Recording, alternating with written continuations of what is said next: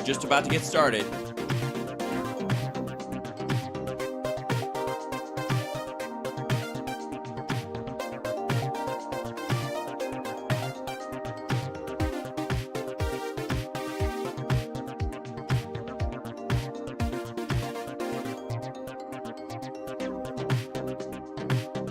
Man, I'm tired of being right. Sportos, motorheads, geeks, sluts, bloods, wastoids, dweebies, dickheads. They all adore him. They think he's a righteous dude.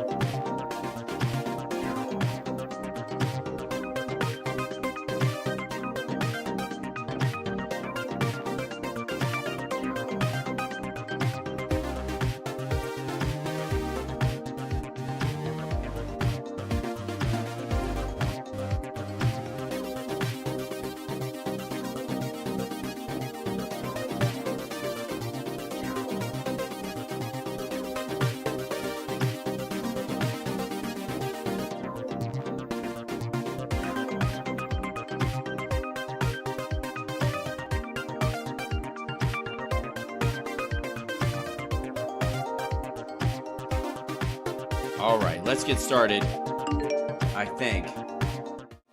Are we started? Yes, we are. Hi, everybody. Welcome to the show. Mic is on. Everything's good. Welcome. How are you? Happy Friday afternoon. It's trash day, so I gotta remember that for later. Thanks for letting me remind myself right here on the thing. And also, tonight is the friends and family kind of media night prequel version of summer show. So I'm going to bail exactly at my hour point, right? And bloody well fuck off so that I can go to the show. And we got so much to cover. I got to jump right into it. But at first I got to say hi to the chat room. Hello, chat. Looking like The Witcher. Thanks. Yeah, this is the current elf mullet seems to be the hairdo that people are responding to the best, and it also allows me to see. So it's not as good for head banging, so I will let it all down when I'm rocking, as it were. But occasionally it works. So it's elf in the front, party in the back. Something? I don't know. Fuck that. Anyways, so let's jump straight in with a stranger to the show. This is I'm not familiar with this, which might give us a good, sometimes you need a little pick me up. I keep seeing the same assholes making the same mistakes over and over again. Let's jump in and grab it. This is from Conservative Daily Shorts. Mark Meadows defrauding the American people with Joe. So this is apparently a dude who is very upset that Mark Meadows has flipped. I think this is what's called the wrap up for both parties. What we're seeing here is a wrap up. This is a wrap up. We can all. It is a wrap up. Have you guys written this down? It is a wrap up. It's a wrap. Call it a wrap. It's a wrap for both parties because Mark Meadows turning on Donald Trump is not just a problem for the Republican Party. It's the Democrats. I'm sorry. We're just done for. It's just we're going to be collateral damage. We'll see the fraud. We all know what we saw. We know they've been stealing elections for decades. No, they haven't. And if they have been, that means George Bush and Donald Trump both got elected fraudulently. You fucking putz. They've been stealing elections all over the world. They stole. They have? Who's this they? Obviously, we're going, if it's all over the world, we're talking about the Illuminati, the Pentaveret. Clearly, my concern is with the Pentaveret, hold on one second. Yeah. Well, it's a well-known fact, Sonny Jim, that there's a secret society of the 5 wealthiest people in the world known as the Pentaveret, who run everything in the world, including the newspapers, and meet tri-annually at a secret country mansion in Colorado known as the Meadows. So who's in this Pentaveret? the Queen, the Vatican, the Gettys, the Rothschilds, and Colonel Sanders before he went tits up. So, just in case you don't know who runs things better, but they've been fixing elections all over the world, even the ones that go this asshole's way. Elections in pretty much every country out there. That has elections, I guess. Have they been fixing, according to this guy, they have not been fixing elections in the countries that don't have elections. So, just... You have John Bolton getting on TV saying, I was a part of a coup d'etat in other countries, but not here. Well, that's because he's a Republican, and he's been a Republican for a long time, and it's their specialty to screw up and create havoc, wreak havoc everywhere they go. Republicans? Okay, so we're back to talking about Republicans. These are some of the most mentally ill, mentally unstable. Both? I don't know. I think you have to flip a coin on that, sir. Most disgusting. Well, you can't be disgusting and evil if you're mentally ill and mentally unstable. It's not your fault. It's a mental illness. Ableist. Evil, demonic people you will find. They're on both sides of the aisle. Okay, well, that's good. At least it's fairly, it's a, what I would call a demonic schmear. Yeah. Both sides of the aisle. And yet there's an aisle between, dividing the evil down the middle. It's like, it's how Satan parts his hair. Right now, they want to tell us, they want you to be convinced that President Trump did something wrong. No, they don't want me to. They don't really care if I'm convinced. I'm convinced because reality points in that direction, stupid. What Republicans want is someone as fucking sponge-headed as you to think he isn't. President Trump is the one that said it was being yeah, anything. Yeah, just go for it. Actually dishonest. No, I don't. No, sir. Back the fuck up. Hold on. No one is accusing of Donald Trump of being intellectually dishonest because we wouldn't be able to get through the word intellectual or intellectually without laughing.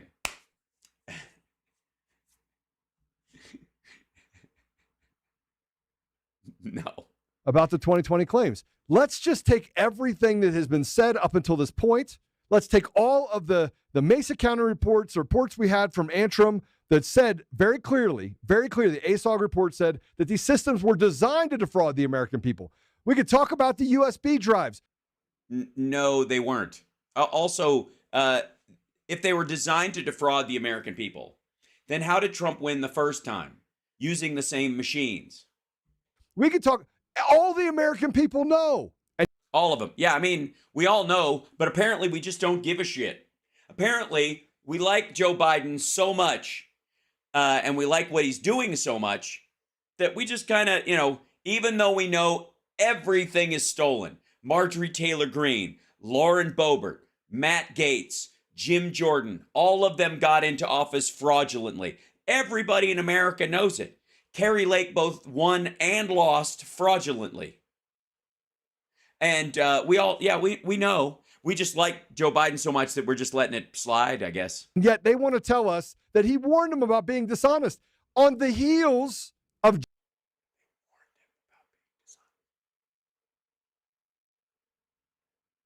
I don't know what he's referencing. I'm just going to go with that the statement of financial bullshit that he put on all of his assessments.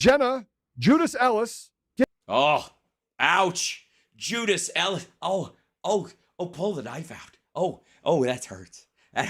Getting on saying, I'm a Christian. That is not a Christian. Yeah, that's precisely a Christian. Can I show you what's not a Christian? Can I, pal? Let me, if I may, give me a second. Let me. Well, shit, I think I can probably just do it here, I guess. Let's see. Let's go here. Yeah.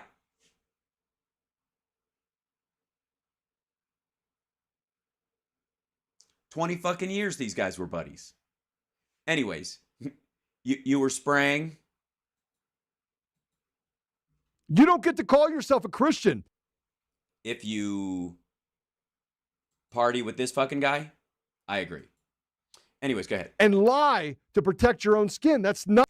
Well, you might have a case there. Yes, lying is anti-Christian. But interestingly enough, she was lying before. Now she's telling the truth, which would be the Christian thing to do. But like you fucking know. That's not the American way. That's betraying the American values. Now, if she's too stupid to understand the massive amount of election fraud, okay. If she's too stupid to see. I see. So you can be a stupid. If you're stupid, you can still be a Christian, according to this guy. But he's still not going to forgive you. It's an evil form of stupidity. All the fraud that exists, but this one's different. It is different. It's very different. Lots of it's different. Whatever. This one hits different. Mark Meadows granted it is. This one hits different. I could feel it. It's right. Yeah. Immunity, and this is what happens. Former President Donald Trump's final chief of staff at the White House, Mark Meadows. Final of all of them, which he hates equally. Has spoken with Special Counsel Jack Smith's team at least 3 times this year, including once before a federal grand jury, which came only after Smith granted Meadows immunity to testify under oath, according to sources familiar with the matter. Now, these are all sources, so you don't even know if it's true, but it is. Yeah, these are all sources. I mean, like, is source even a word? You know what I mean? Like, sources, whatever. True, because this is It's true. He spoke in front of a grand jury, dumb fuck. My guess is it's probably true. The sources. It's probably a source. You do realize that if it's a source, it has to be true. Otherwise, it's just a liar. This goes to the whole you can't leak a lie idea. Say Meadows informed Smith's team that he repeatedly told Trump in the weeks after the 2020 presidential election that the allegations of significant voter fraud coming to them were baseless, a striking break from Trump's prolific rhetoric regarding the election. According to sources, Meadows also told the federal investigators Trump was being dishonest with the public when he first claimed to have won the election only hours after polls closed on November 3rd, 2020, before final results were in. Obviously, we didn't win, a source quoted Meadows as telling Smith's team. You just listen to this guy's dick turtling. Insight. Trump has called Meadows, one of the former president's closest and highest ranking aides in the White House, a special friend, a great chief of staff, as good as it gets. The description of what Meadows alleged. And then, in a lot of ways where he, this is how he initially describes everyone who turns on him, because clearly he's a shit judge of character. I mean, he actually thinks very highly of himself. That should tell you right there. Trump actually thinks he's worth a fuck. They told investigators. You see what he's projecting. Shed further light on the evidence Smith's team has amassed as it prosecutes Trump for allegedly trying to unlawfully retain power and spread lies about the 2020 election. The description also exposed how far Trump loyalists like Meadows have gone to support and defend Trump. That guy just bailed out. Oh my God. Kurt Metzger was on the Roseanne Barr podcast. Hi, everybody. It's Jake Pentland. Bye, Jake. Hope you enjoyed this upcoming episode with I'm probably not going to. Kurt Metzger. Honestly, it's my favorite episode we've. Well, then clearly it's full of bitter hatred of the United States and the idea that their baby liver's being eaten everywhere. Done. I don't know that you'll agree. Yeah, I won't. That man is wild. I wish he would just move in and we could get an apartment. But I just wanted to say that we recorded this episode before we went on tour in Florida. It was recorded almost a month ago. There's no mention of the Hamas terrorist attack on Israel or anything like that. If you're wondering why, it's because it was recorded a while ago. Also, I want to remind you to... We're not watching this. I'm curious. Like this is they have to, before Roseanne Barr's podcast, her son has to come out and give a kind of like mini mea culpa. Does this happen every episode? I don't care. You're watching House Parks Megaworldwide, where one of my mottos among many is care enough not to give a shit. I care enough about what I think and what I feel about stuff to not feel like, oh, I've got to somehow find some way to intellectually placate the lunatics. That said, hold on one second. Oh my gosh, I have to do something really quick. Well, let's see if this will open up. We'll go to here, and then we grab this guy. We go to this one, and we go to here, and we go back to here, and then hopefully it works. Yeah, there we go. And then I've got to, yeah, here it is.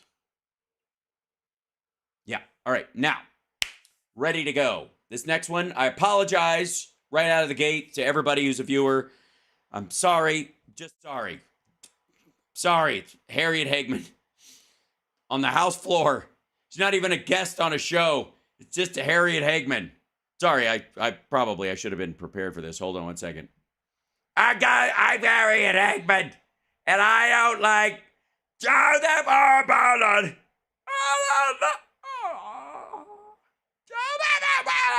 I don't like you.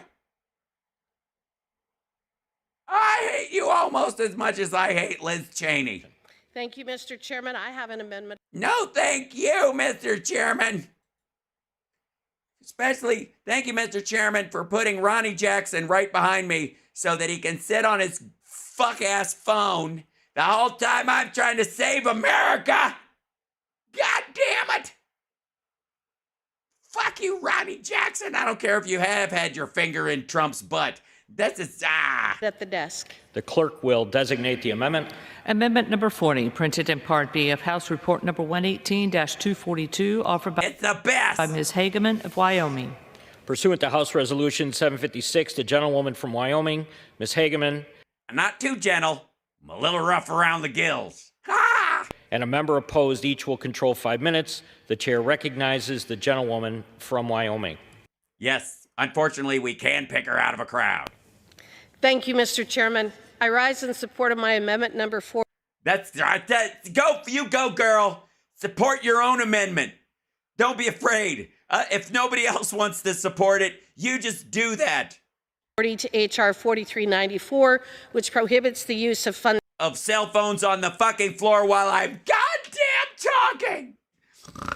I hate you, Ronnie Jackson. I hate you and your pee-pee tie. to finalize, implement, administer, or enforce the tyrannical, unnecessary, and wrong-headed, quote, energy conservation standards for consumer water heaters. Finally. Consumer water heaters having some sort of energy conservation standards. That's a border issue. I view that as a border of national security. If you try to make water heaters more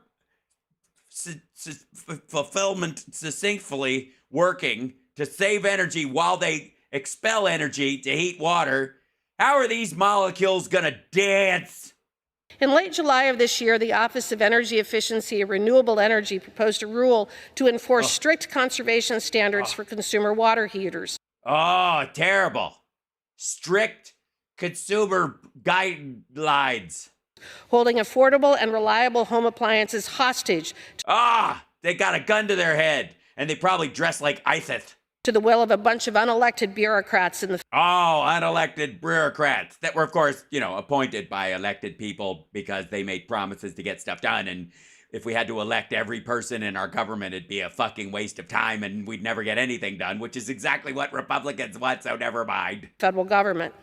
All of this is being done in the name of the allegedly reducing global emissions and enforcing. No, I'm globally admitting right now. There's some global emissions for you. Ronnie fucking Jackson making a call. That was an accident. That one wasn't part of my remarks. Can I have that? I rise to have that stricken from the record. An energy transition that will do nothing to actually change global temperatures. That's right. They'll just limit pollution. And who wants that? I live out in a big state with half the people of Santa Monica, California, as far as population, 2 senators, a governor, a state legislature. Fucking the FBI has offices here, and we got 600,000 fuckers.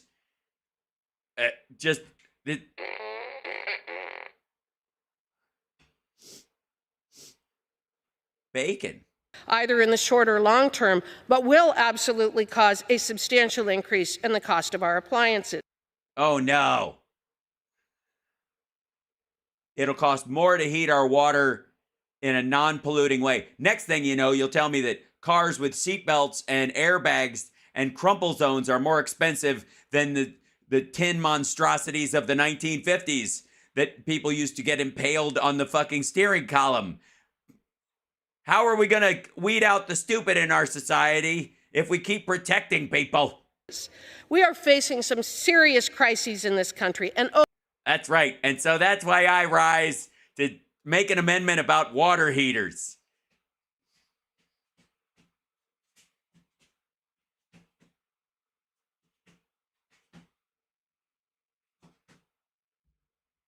Open border, over 8 million illegal alien, A little lady, a little lady, 800 illegal illegal aliens invading America, a broken supply chain. All of them carrying a water heater that's more efficient than the one that I have. Made in Mexico sucks. Bone-crushing inflation. China. Bone-crushing inflation. My bones have been crushed by a temporary 20% rise in the cost of eggs. Ouch! China spying on us from above. A war.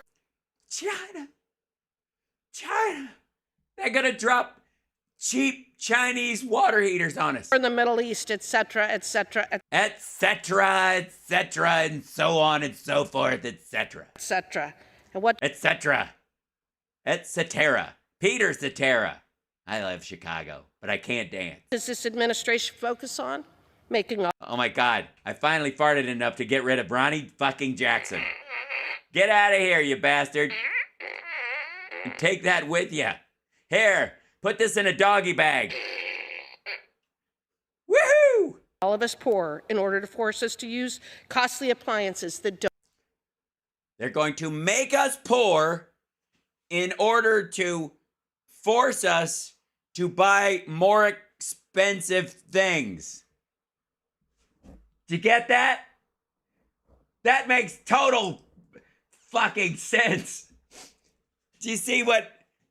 They're gonna make us poor so that we have to buy more expensive things with the money we don't have. They're trying to make me take a cold shower and it won't work. Ronnie Jackson turns me on. There, I said it. Oh. Don't work. This whole thing goes out to Can't Stop Lying. Hello? Dream lady, I'm your dream lady, and there's nothing you can do about it. Oh, yeah. This administration is incapable of addressing the real issues that are important to the American public. Like me and my amendment about water heaters. So what do? They attack everything. Gas stoves, water heaters, the little things that feed my cat when I'm not around, the things that feed my cat when I am around, my airbrush paint sprayer that I got at an Amco that was going out of business that I used to do my lip gloss. They target the home appliances, tools, and vehicles that actually work. The vehicles. From gas stoves to water heaters, from air conditioning. I was just fucking kidding about this, but she really is saying what I said she was going to say. It's almost like she's predictable. To lawnmowers, from internal combustion engine to reliable. Combustion engines. That's the engine that runs on mustard. And it's probably Grey Poupon, these elitist East Coast scum. Vehicles. This nonsense. It's pronounced vehicle. Are you... Bitch, do you even country? Vehicle. Needs to stop, and I encourage the adoption of my amendment, and I... Well, I would... That sounds like a good idea. You should, yeah. Reserve. Gentlewoman.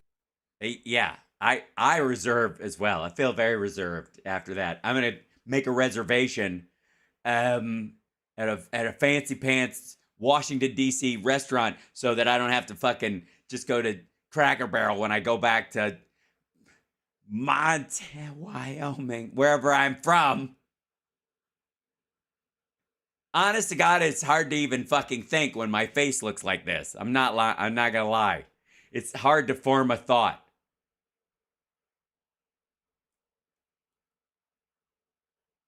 Hi, CSL. Okay. That's enough of that. Fuck me. That's ladies and gentlemen, that's Liz Cheney's replacement. Yeah.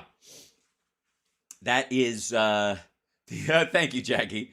Like, subscribe, give a thumbs up, support the show if you want to see more stuff like that, because quite frankly, we need it in this age of absolute goofuckery that we are in. And I did make up a new word. Hey, who wants to head on down to Jesus land with me? Come on, let's head on down to Jesus camp, everybody. Who is this Speaker Johnson? Who is this speaker wagging his Johnson around? Lebowski, we're going to cut off your Johnson. This is, if you don't know, this is Flashpoint. There's Eric McTax's ass and Gene the Jesus Machine, and then two other guys that are on there that I don't care about. We haven't come up with a nickname for them because they don't show up enough, whatever. Anyways, this is who is Speaker Johnson and why do we already love? Oh, it's Dutch Sheets. Which one's Dutch? What's Dutch Oven? Which one's Dutch Oven? It's got to be that guy, right? Is that Dutch Oven? Yeah, Gene the Jesus Machine, Eric McTax your ass, and Dutch Oven. I'm pretty sure that's who they are. And we'll find out who the other guy is. Yesterday, some good news. This happened. Yesterday, all my troubles seem so far away. Mike Johnson, watch. What about your Johnson? In their tallies that the total number of votes cast is 429. Yeah, we saw this. Of which the Honorable Mike Johnson of the state of Louisiana. Yeah, they posted this 3 fucking hours ago. This is a fucking breaking news clip on this fucking network. Louisiana has received 220 votes. All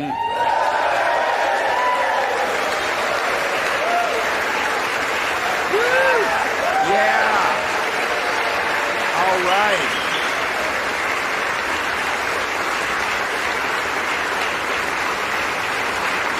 Sounds like rain on a tin roof.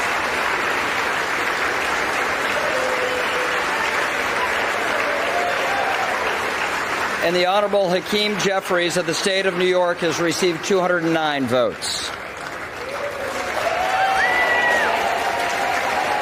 Hey, imagine if Democrats voted thoroughly. There would be more of those.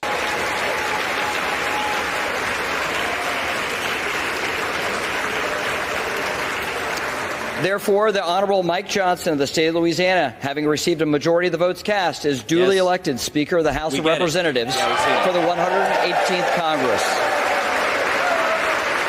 All right, Eric, you see that we have a new speaker, and interesting on this vote. We have a new speaker, interesting on this vote.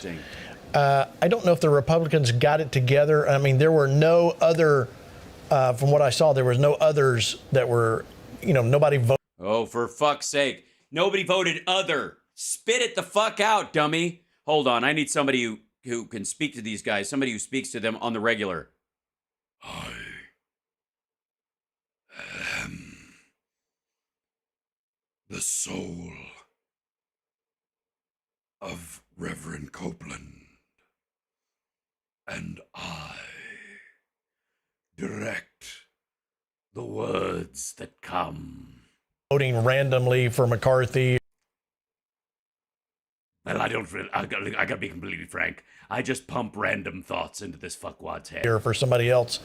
It seemed like they got it together. What do you think of this latest? They didn't. I got it together for them. Latest appointment. This is the greatest news I've heard. Why, Eric, I'm so happy that you're about to be indicted by the Fulton County Sheriff. I recognize that backdrop anywhere.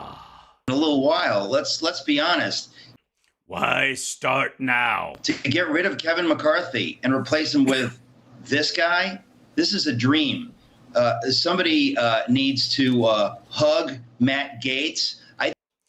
No one has to hug Matt Gaetz. Look, there are a myriad of punishments in hell. None of them involved letting that dude rub his dick on you. Thank God. Everyone has to have a line, and that's mine. That Matt Gaetz did what he did because you. Thank who? Fuck you, buddy. Fuck you. I want to talk about a great trade. This is amazing. This is a man. Citation needed. Mike Johnson. Sorry. I may be as old as the creation of light, but I still tickles me when people farts and saying Johnson both make me laugh. Who is somebody who gets it. He's MAGA. He gets it, just like Donald Trump, and by it we mean syphilis. He understands that Americans are sick of increasing our debt, sick of any number of things. Yeah, they're just sick in general.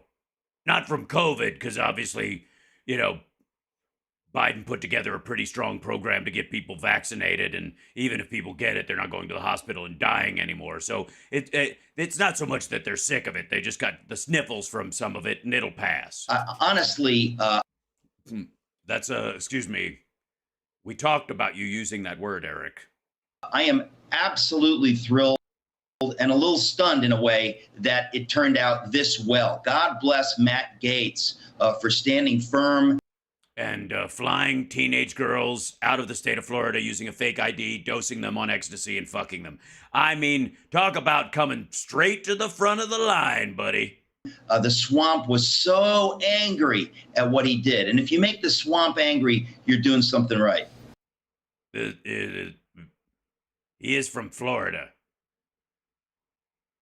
All swamps are angry. That's a good point. Let me show you. Isn't it, though? Thanks. Gene, the Jesus machine. All right, I'm going to lose my voice if I keep doing that guy. Benny Johnson. That guy's got to come in small doses. Holy shit. All right. Posted this. Stop looking down. What'd you do? Go to the Greg Kelly School of Broadcasting? Last night after being elected. Look up. The candidate for speaker. Get a teleprompter. Have them put the article that you're looking at in it. Get an overhead camera. Have it pumped into your teleprompter, you fucking idiot. Congressman Mike Johnson asked the Republican conference to bow Benny Johnson their heads and join him in prayer. I mean, Dutch. They all do that. This is definitely look. Yes, to Moloch. So you rang? Looks like we're heading in the correct direction. Towards hell? Yeah, and I know several people prophetically, at least two that I know. Oh, this is Dutch Sheets. Okay, so this is Dutch Oven, and the other guy is, they don't even give his name. We'll figure it out. They'll say it. Maybe they just blow him off. Personally, were alerted to pray for him. They were alerted to my fake background. They're like, some people were under the impression that I live in a brownstone erected in outer fucking space where you can see the earth. But I do not. This is, and in case you're wondering where to find Dutch Sheets, you go to DutchSheets.org, Dutch Sheets Ministries, to find, to get Dutch ovened by the Lord. That's right. I am not afraid, in the name of the Lord Jesus Christ, to pull the covers over your head and let one fly. Come on now.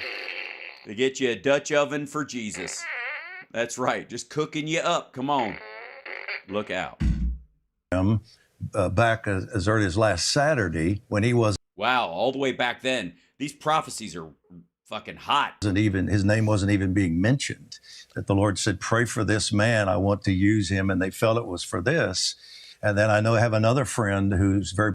Oh, yeah? Yeah. Did that friend say this anywhere we could see a recording or see some evidence that they actually said this?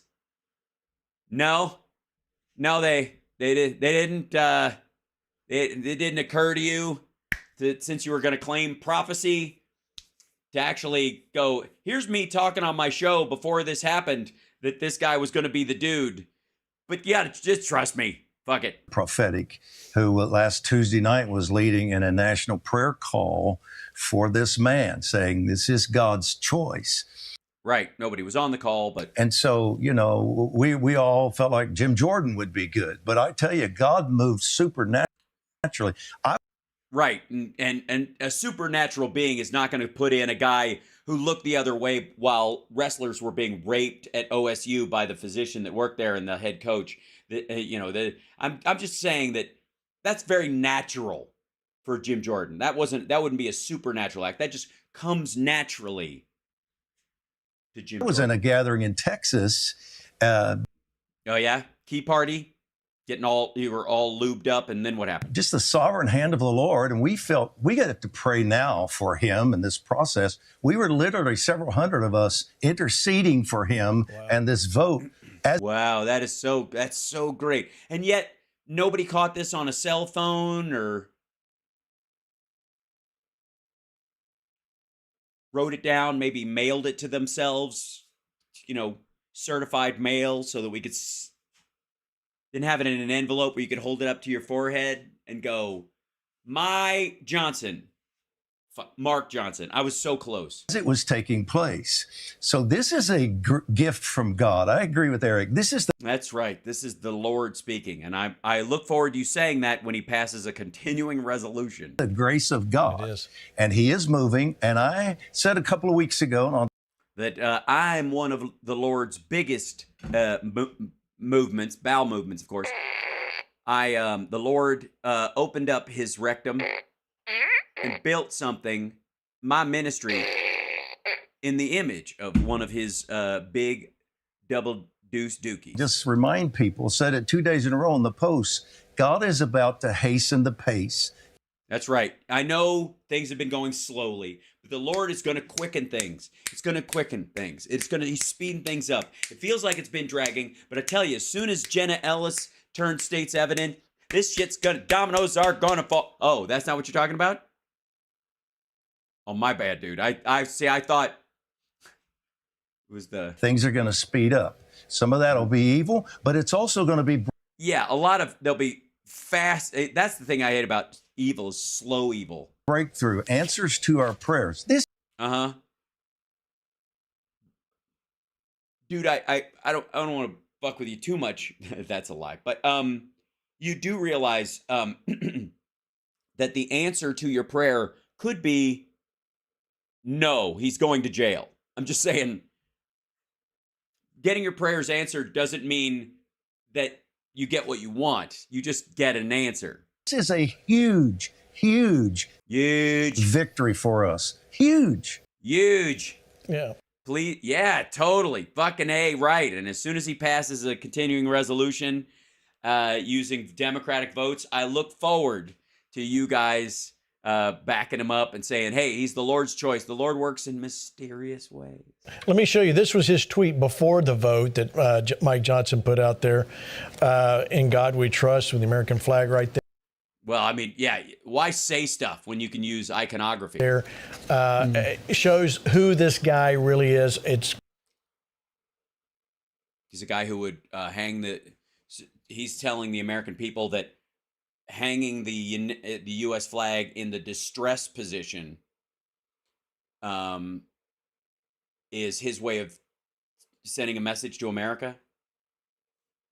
That hanging the American flag down, saying we're in trouble, is his way of saying I'm going to be speaker. We're in trouble. Great thing. In fact, let me show you what he had to say. Watch. I want to tell all my colleagues here what I told the Republicans in that room last night.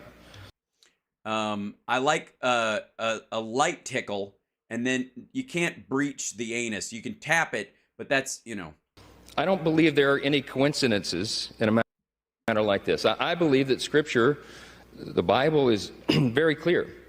It is that the best people in Sodom and Gomorrah were the family where the wife looked back and said, fuck it, I'd rather go back to Sodom and Gomorrah, and the dad who offered up his own daughters to the men to rape instead of the angels because they're guests, and the daughters who got him drunk and fucked him later in the cave when the whole town went down. I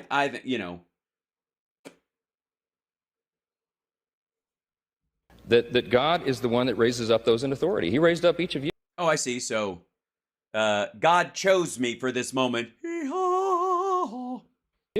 all of us. Yeah, everybody, not just me, but especially me. And I believe that God has ordained and allowed each one of us to be brought here for this specific moment. Right. So you are going to treat Joe Biden and the majority in the Senate as under that same umbrella, that Joe Biden was chosen by God to rule over, to have authority over the United States. That's your standard? Next time you the next time this motherfucker criticizes Joe Biden, I'm like, why are you spitting in the face of God? This time, this is my belief.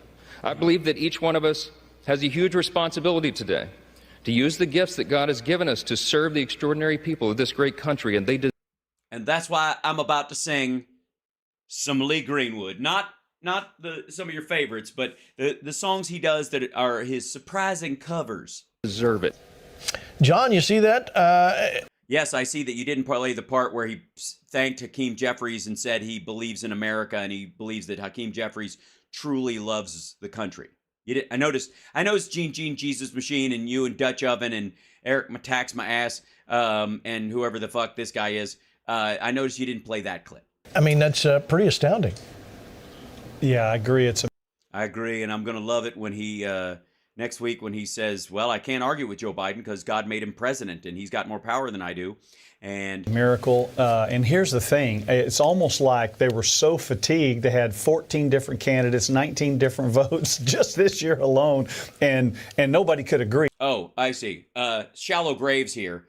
John Shallow Graves from millionvoices.org, which is a Christian money-making scheme. No. They even call it the five families in the Republican Party. They're not all Christian, with us on everything, but there's clearly a divide in the country between the Futka, Liga, Hoga, Hunga, and the five. Futka, Liga, Hoga, Hunga, and Kappa. Yeah. Five families in Kung Fu. Two parties on the moral issues, and those five families all would locked in. I'm not going for your guy. I'm not going for yours. And one of the greatest strengths he has is he didn't have as many enemies as the other people because he's not as well known. Right. That's the biggest problem Republicans have is the more people know about you, the more they fucking hate you. Even people on your own side. Remarkable.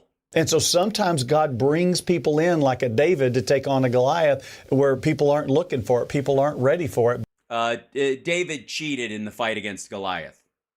There used to be an old way when there was two armies fighting where it was even.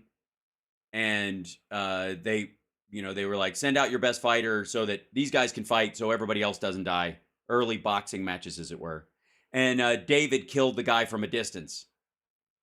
Imagine if it hadn't been a rock and a slingshot, which sounds like nobody can kind of fathom how you direct one of those things.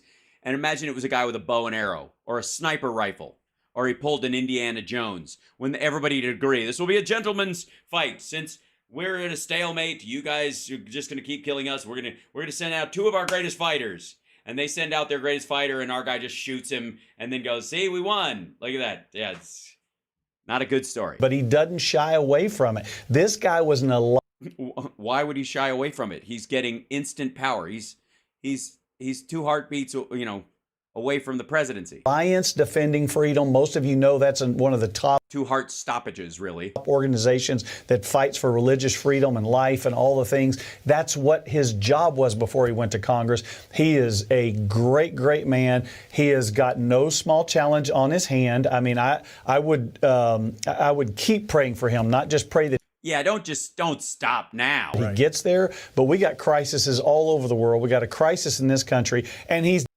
just one? Well, that's good. Well, they're down from the 35 crises when Joe Biden took over. That's good. Still has the five families that all don't get along a lot of time. They like to feud with one another, and so they do. They just like it. We need to pray that God gives him wisdom. Like even when they agree, they fight. It's interesting. Solomon, to know how to navigate those things and know which fights to bring up, which ones to wait for another day, and which ones to draw a line in the sand on. One of the things that I think is refreshing too, Gene, is that he's a fresh face. He's new. That's part of what's happening in politics. People are. Yeah, this he's a silver-haired white dude, but okay. But he's brand new because none of us know who the fuck he is. He's fresh. Not as fresh as the women that Matt Gaetz sex trafficked, allegedly, but close. I don't know who they are either. Right, Gene? So fatigued by certain people. Marjorie and Lauren, stick shift Plato, Bumper Bobert. and all those people, sick of them. Just a fresh face. It's so nice to have someone in there that I know nothing about. I can't even pretend to know anything about this. They haven't had time to slander him yet. They'll do that. You will. They've already started, but this is a breath of fresh air from the Holy Spirit. I agree. I went back and I was looking at other videos yesterday, and then Jason found this one today. This goes back from earlier this year when he was in a let's go. A real prophecy committee hearing on what he had to say about. Oh, okay. No, I'm sorry. I thought you were going to play a video of you saying, "Boy, the Lord has told me that this Cock Johnson guy will be the speaker one day." Even though Kevin McCarthy won, he spoke to me in a dream last night, and I now know that Mike Johnson is going to be the next speaker, right? And I was going to play a video of that, but I just fuck it. Let's just play some video of Mike Johnson speaking. Fixing the border. Watch. What you've documented carefully in the Twitter files are a couple of key facts. People will hear a lot. You're not playing the video, you're just playing the audio. Of things today, but this is what they need to know. The federal government, from Democrat members of Congress to intelligence agencies, including the FBI, used Twitter and other social media companies to censor Americans' speech. No, they did not. They did not have the power to censor American speech, and Twitter told the FBI to go pound sand multiple times. Bullshit city. Let's see. This. Bullshit! Just for the record. Nope. I covered the Twitter files. They were all bullshit. If the alarm bells are not going off, then it's because you know that Mike Johnson doesn't know what the fuck he's talking about. Not paying attention. Over the past 3 years, documents show, they prove what you guys... Oh, yes, and I believe they have sped him up. Guys have uncovered here. There's communication between Twitter and the FBI. It was constant. It was pervasive. And Twitter often told the FBI that they wouldn't remove certain accounts. Twitter was basically an FBI subsidiary you're stupid. Before Elon Musk took it over.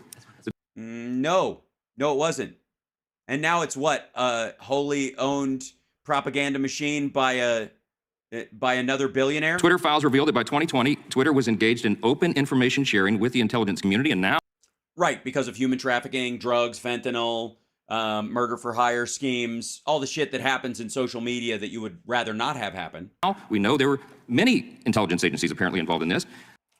Right, the ones that keep terrorists from destroying the country from outside and from within. The FBI pressured Twitter to act on election-related tweets leading up to the 2022 election. Of course, and sometimes they did, and sometimes they didn't. They did it in 2020 as well, and Twitter dutifully censored content as a result. While Donald Trump was president. Twitter... And they dutifully didn't as well. Executives restricted accounts. They censored speech that conflicted with the left's narrative. Twitter... They also didn't in a lot of cases. ...has used its internal tools to control and manipulate... They just held people to the terms of service, and as long as you didn't use directly racist or hate-filled speech, or didn't pretend to be a doctor, or forward something from someone pretending to be a doctor who isn't an actual doctor or doesn't know what the fuck they're talking about, and violate the terms of service that way, they let you keep talking. Again, Ben Shapiro was never kicked off, and he said all the things all these other fuckers have said. He just did it without N-bomb dropping. Speech considered misinformation, and who was determining that? It was the government bureaucrats. Documents show that Twitter used visibility filters. People who keep track of facts. To restrict certain accounts and posts, and removed people from the platform altogether. Yeah. Tell them, Mike Johnson, why Stormfront should have their own Twitter blue check mark for free. The Twitter files should be a matter of bipartisan concern for every member of Congress and every American. They were concerned for me. I was concerned about how much bullshit you guys were mining out of them, and that they don't say anywhere near what you're saying they say. And I was very concerned that this would be a pervasive myth. And it seems to play out that I was right, because Flashpoint is citing this. Citizen, because it is a bedrock principle of our constitutional system that the government does not get to decide what speech is acceptable or true. Oh, yes, they do. Here's one for you, Mike. Child porn. Unless you're making the case that it should be covered under free speech. I mean, right? Is that the case you're making? Why are they able to censor something that someone bought outside the country? They're just showing it to other people. Under the First Amendment, Americans have a right to speak freely, regardless of whether their speech upsets their preferred narrative. In fact, that's... No, the preferred narrative in this country is that child porn is bad and that child molestation is bad and criminal. And if you support it or sell it, you're going to get your, quote, free speech rights curtailed. When it needs the most vigorous protection. Everybody on the left used to believe in that, or at least they purported to. Government and media fact checkers frequently get things wrong. The American people can't and shouldn't. And so do you. I'll give you an example. Your entire take on the Twitter files. Rely on so-called experts to be the arbiters of truth, disinformation boards and the like. Right. So why are we listening to you? What is your standard? Why should I listen to you? What's your qualification? Other than the fact that you were elected to office in Louisiana without a Southern accent at all. It doesn't matter what political party you're in. Government should not suppress important debates and public discourse. Gentlemen. All right. Let me go to you. What's his name? Just say what's his name. Eric, I called the wrong video, but we're going to hit this one first anyway. So on this Twitter file. Well, you didn't call the wrong video, Gene, the Jesus machine. That's the video the Lord wanted people to see in that order. Why, O ye of little faith? There are no mistakes, only happy Jesus accidents. Just saying. I mean, he talked about a very important fact, Eric, of how the fact checkers get it wrong. And that's the whole point of free speech, is that we're able to do that. Yes, the whole point of free speech is that fact checkers can get shit wrong, so that they're able to get things wrong. That's obviously we agree with that, because everybody in this room, this virtual room that we're in, has been either censored or canceled in some sort. Yeah, but that's because you purport to be Christians and you preach hate. So you just, it's not even that you're being canceled. It's just you kind of suck at your job. I mean, I would like to make the case that you're a hate machine and that Copeland Ministries and all this kind of stuff are built on bigotry and sexism and all that. Yeah, that's fine. Religious bigotry, racial bigotry, all that. Fuck it. I would love to make that case, but I don't have to, because you suck at this so bad that we never even get there. By the way, you're watching House Sparks Megaworldwide, and that was our toe dip into Flashpoint. Next up, can we, usually I was about to say, can we touch base with a huge loser? And everybody's like, oh no, another Trump clip. And the nice thing is now I've got more choices. I could say huge loser, and there can be a little bit of a dice roll. Like, oh, I wonder who it will be. In this case, it's Jim Jordan, and he's going to reveal what an ex-U.S. attorney told him about Biden investigation. The Biden investigation? Biden investigations? Anyways, he's on Newsmax. This is Blather. Here we go. We're going to find out what he reveals, what was revealed unto him, and therefore it shall be revealed. The FBI has missed the mark. Oh, it's Marzipan Face. So Eric Bolling, in case you don't know, he seems to be, maybe it's all the candy corn that's laying around from for Halloween that's coming up, and of course, candy corn is white trash marzipan. I'm just saying. Growing up white trash, I'm allowed to say that. Mark on many recent tragedies in America, everything from preventing mass shootings to holding the... What? I'm sorry. Preventing mass shootings? How? Shootouts at bowling alleys? Making sure we have to have fucking armed guards everywhere so that they can kill a random mental patient who shouldn't have gotten a gun in the first fucking place? What are you talking about? Biden crime family accountable. Here now... Holding the Biden crime family accountable. These are parallels. A guy who murders 18 people and wounds a bunch of others at a fucking youth night at a bowling alley. And Jim Jordan and James Comer's absolute whiff attacks on Joe Biden. To assess the ongoing issues at the FBI and how Republicans will hold the powerful accountable is... Yeah, hold the accountable. That's what I want to see. When are they going to hold to account the people who are accountable to the accountable? Who's accountable to holding these accountables accountable? You know what I mean? When is that going to happen? Ohio Congressman Jim Jordan. Chairman, really good to have you. I know. That's weird. That's funny. That's what his head coach said to one of the guys at OSU. Hey-o. Speaking for a lot of my audience, they were looking forward to Jim Jordan holding the gavel. Silver. and you lost. You fucking losery lost. You lost like a giant fucking loser.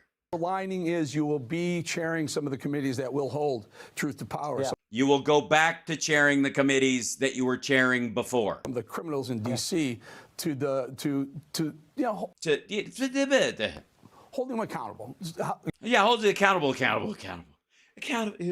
You know what? Who's gonna? That's what's happening in the Trump things. Is someone's holding the accountants accountable to the accountable? And if we do that, when are they gonna do that? I'm sorry. Some of the marzipan is squeezing into my eyeballs, and it's making me hard to think. It stings. You continue to do that, sir. Yeah. Yeah. You're going to keep doing what you were doing. No, well, look, Mike Johnson's going to do a great job. Mike's a friend. He's a member of the Judiciary Committee. He's a member of the Select Committee on the Weaponization of Government. And is it me? Or does he have like coffee or wine teeth? Or did all of his veneers fall off at once? Fuck is going on with Jim Jordan's face, other than the fact that they've got a filter on him to smooth him out. They've got the Harriet Hagman, Carrie Lake filter on. Great guy, good man, good Christian man. I think he's going to do an outstanding job as our speaker, and we got to get back to work for the American people, which is exactly what we're focused on. Is it me? Is it because his teeth look like more than usual? On doing. Congressman, he seems to be trying to hide them as well. He seems to be like talking like he's trying to cover up and not show them, and then he falls into it, and then I don't know. With the tragedy in Maine and combined. Yeah, it's a tragedy in Maine. And how can you guys pass legislation that makes more of those happen? I mean, with what's going on in the Middle East right now, I would say right now is the time to be protecting our Second Amendment rights, not looking for ways to undermine them. Talk to us about what's going on in D.C. Well, I assume the left will be on their typical, move to take away people's Second Amendment liberties. I always tell folks. Yeah, no, we're not. We just think that you should have to reload after 10 shots if you're firing a fucking gun, so that somebody has a shot at taking you down in a fist fight if you're opening fire on a bunch of unarmed civilians. Anybody who needs that many rounds is planning on either murdering civilians in mass or killing cops and soldiers. The Second Amendment's right next to the First because it's pretty darn important. Yeah, but back then, they didn't even have the, mass printing wasn't even available then. Like, you needed scriveners still. They had to handwrite the copies in terms of written speech. And also, there was no broadcasting of any kind. There was no film. You couldn't film child pornography. You could just make some drawings that are make people uncomfortable. That was it. And if somebody tore them up, they were gone forever. The Second Amendment was also when you had to reload after every fucking shot. So we can't go that direction. We should be protecting them. Yeah, we didn't even have bullets yet. They had musket balls. Americans' liberties.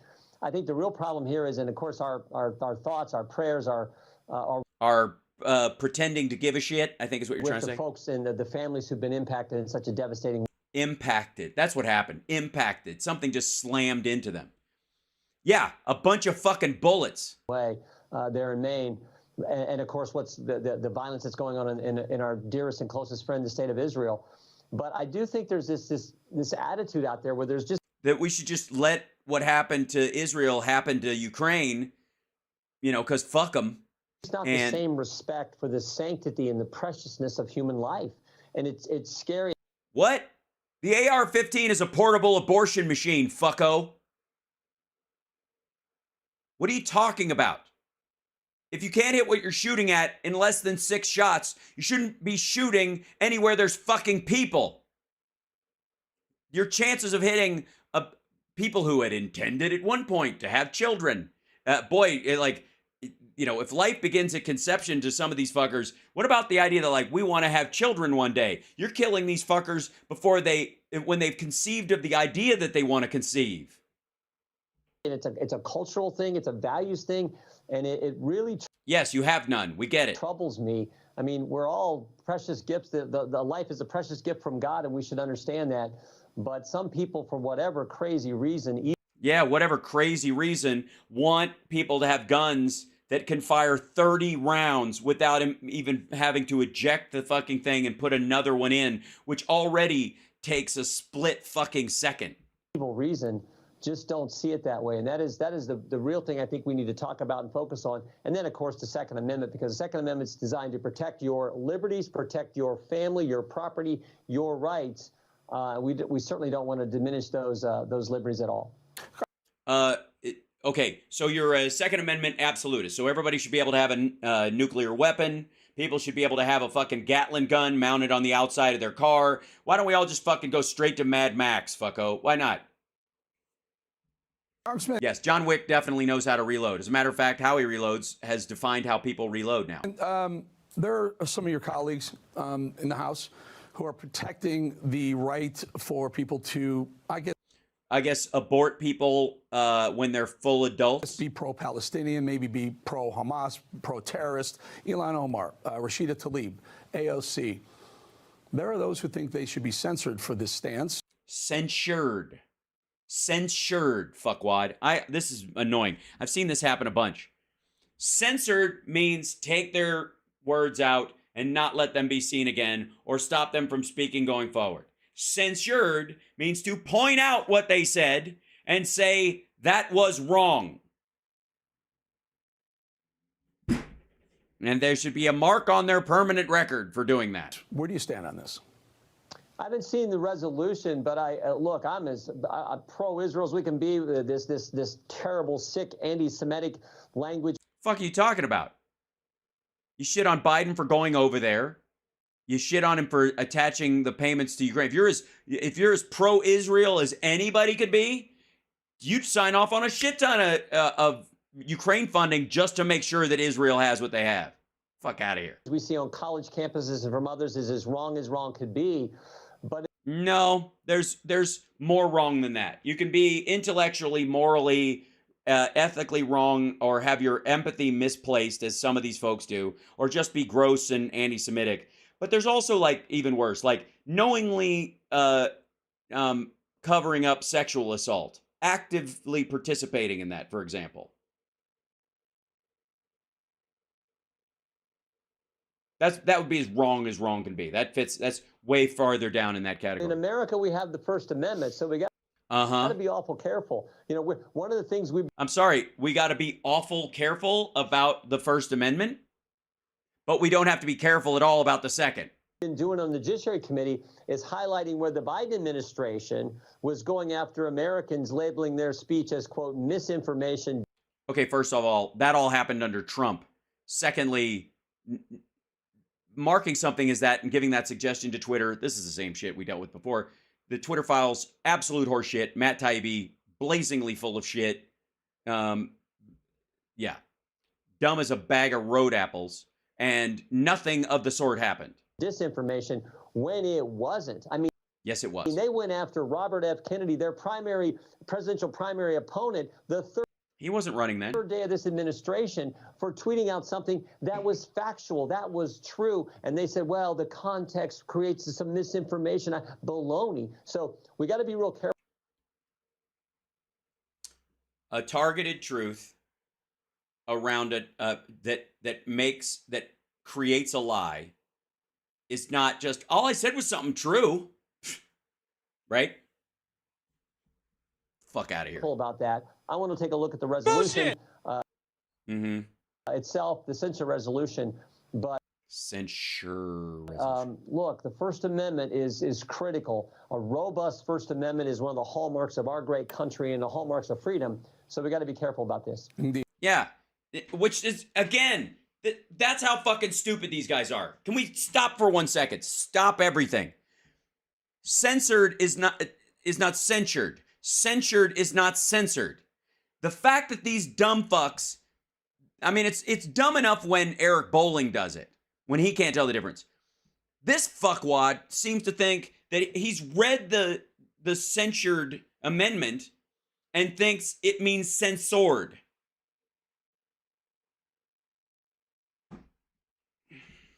Indeed. You're talking to a libertarian, a constitutional libertarian right here with... Okay, so somebody who doesn't give a rat fuck about a functioning government. Tend to agree with you. There's no such thing as a constitutional libertarian. Sorry. Libertarian is a corporate anarchy. Get the fuck out of here. You vehemently. Sir, I believe it was today. You don't get to just throw those labels out. Define yourself. Chuck Grassley put out a letter showing that he had up to 40 sources saying there are some illegal things going on in the Biden family. Now, you're part of the groups that are holding truth to power. During the Trump years, they sent people out to drop off copies of the hard drive in practically every state in the country. Or they had some random fucko going, I found this thing on the internet that says that Biden's part of the crime family. I told them at the FBI office and they wrote it down, but they don't count. Somehow they ain't believing it. Are in these people. Will we see perp walks? Will we see a... No, you will not. Biden presenting himself or herself in front of you? Well, we're compiling a lot of evidence, and it's, I think... Are ya? Are ya? Just give me one piece of evidence. I don't mean information doesn't count. Evidence is related to a crime. Information is just something you're saying. Pretty interesting what we've now learned. We're focused more... Yeah, that's what it is. 3.5 years, and this committee's been going on. Pretty interesting. More on what took place at the Justice Department. Of course, Chairman Comer is focused on the banking records and these shell companies and all the millions and millions of dollars and the brand that was being sold and all this stuff. Yeah, that doesn't amount to a hill of beans and largely happened. Even the verifiable stuff happened after Biden left office and wasn't planning on running for office ever again. That's been done there. And the two whistleblowers who came forward fit in. No, they weren't whistleblowers. Into this, into both committees' investigation. Yeah, they just investigations. So I will tell you this: we had a very interesting interview with the former U.S. attorney from the Western District of Pennsylvania, who was tasked by then Attorney General Bill Barr to be the clearinghouse for all information related to Ukraine and Hunter Biden. So back on January 3rd, 2020, January 3rd, 2020, Donald Trump set up a thing with Bill Barr to go after Hunter Biden. The year of the election, right before the election, January 2020. He's going to put together a sign-a-point person to go after Hunter Biden before the primaries. Brady, U.S. Attorney in Pennsylvania, is tasked with this by the United States Attorney General. We interviewed Mr. Brady. He did this for 10 months during 2020, and it was so interesting what he had to say. 10 months. So from January.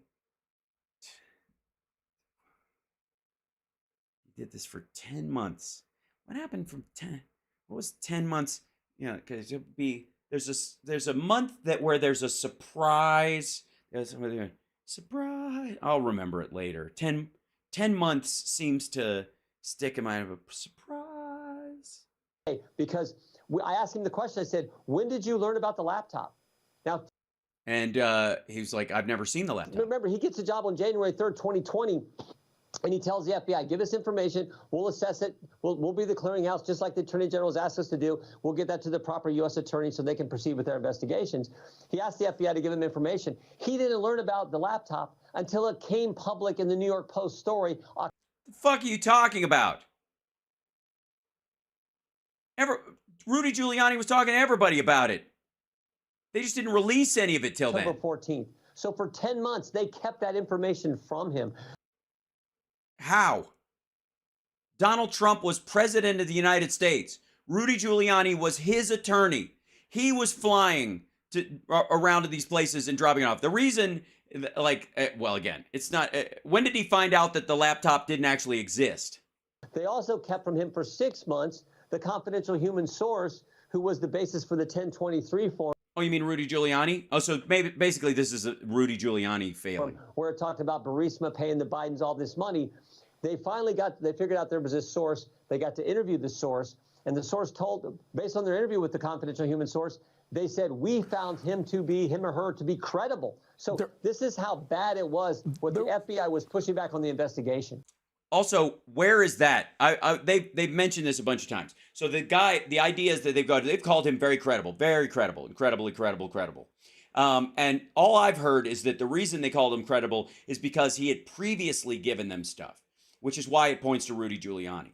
Because post 9/11, his security group was a source for them, for the FBI. Rudy Giuliani's security force, whatever thing that he was selling to other countries, which I don't know why you would fucking hire him, because it was his brilliant idea to, after the first bombing of the World Trade Center, to move the emergency response center into the World Trade Centers, like a fucking idiot. So that's the guy you're going to take, security advice from. But his company provided information to the FBI on occasion.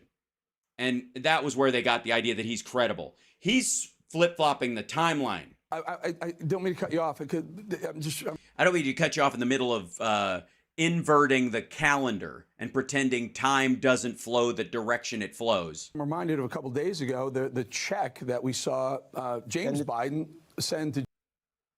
That his brother paid to him. Is James Biden a Chinese national? No. Is the company that paid James Biden Chinese? No. It's an American company. It's AmeriCorps. This also happened in 2018, fuckwad.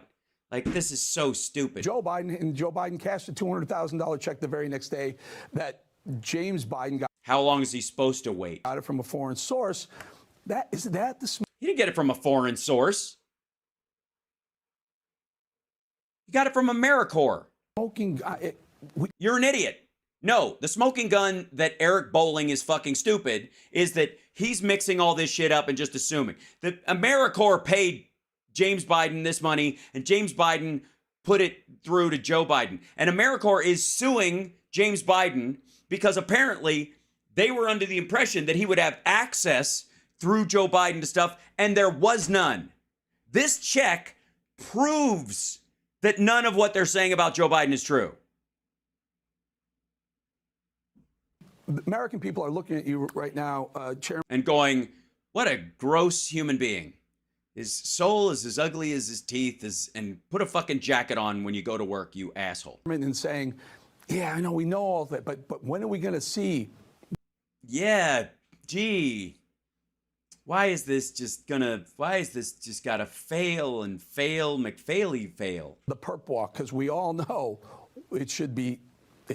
No, you don't. Be here right now. Nope. Yeah, we're going to continue to do our work. Our job. Yeah, just keep working.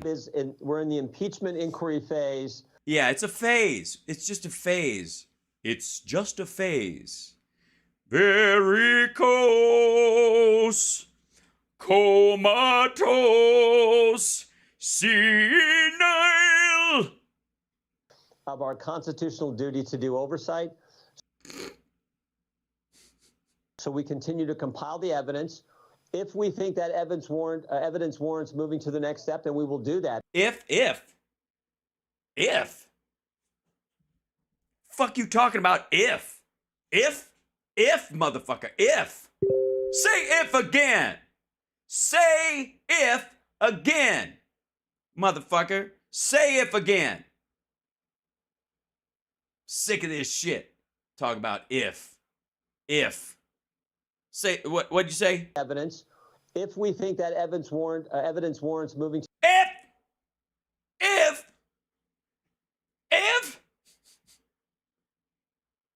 3.5 fucking years. If. You said if. You guys heard it. Fucking said if. You said fucking if.